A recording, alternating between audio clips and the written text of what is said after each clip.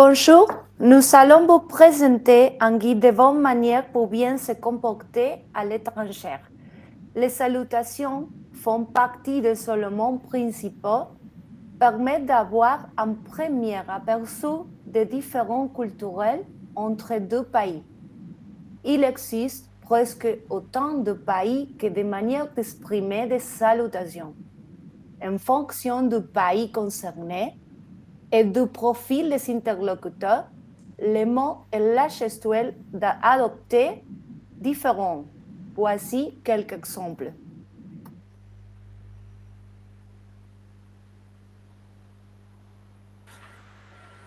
En Allemagne, le contact physique se limite à une poignée de main.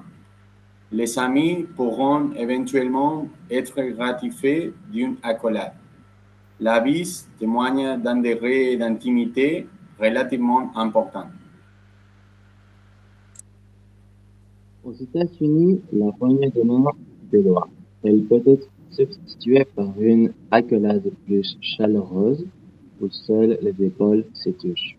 Le fameux hug. Au Japon, l'art de saluer s'appelle ojigi. Il est d'usage de saluer pollement. Il n'est pas de contact physique. On inclinera légèrement la tête et les hauts du corps. Les hommes garderont les bras le long du corps, tandis que les femmes joindront les mains jointes devant elles. Plus le respect est grand et plus on aura tendance à se baisser. Au Tibet, cela peut surprendre, mais il est coutume de tirer la langue afin de montrer que l'on n'est pas une réincarnation malfaisante. En Inde, il faut joindre les deux mains, mais sous les menton, et incliner légèrement la tête. Ces formes de salutation s'appellent Namaste. En Thaïlande, les saluts de base est le Vai. Il consiste à joindre les mains et à incliner plus ou moins la tête en fonction de l'interlocuteur qui s'y trouve en face. Au Moyen-Orient, dans certains pays, il est coutume pour les hommes de se saluer en frottant le nez l'un contre l'autre. Outre les salutations, il faudra également apprendre les différences culturelles à niveau comportemental. Par exemple, il est coutume au Japon de retirer ses chaussures lorsque l'on pénètre dans une habitation. Dans les pays musulmans, il faudra les retirer lorsque l'on pénètre dans un lieu religieux. À table, surtout dans les pays où il est coutume de manger avec la main, il est mal vu de manger, de toucher la nourriture avec la main gauche. Elle est souvent considérée comme impure par les gens à la toilette indien.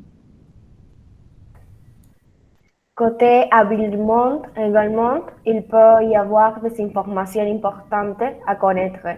En Asie, le blanc est par exemple une couleur associée à la mort et au duel. En Italie, l'accès à de nombreuses églises peut être refusé aux femmes si elles seront en décolleté et ou ont les épaules découvertes.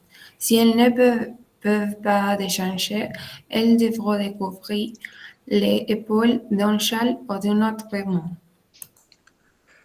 Pour ce qui est des interactions physiques avec les gens, gare aux erreurs également. On ne touchera pas, par exemple, jamais la tête d'un enfant en Asie, en Inde notamment, car la tête est considérée comme le siège de l'âme. Ce que vous associez à une caresse affectueuse peut donc vous faire passer à tort pour un voleur d'âme. Voilà, merci de votre attention.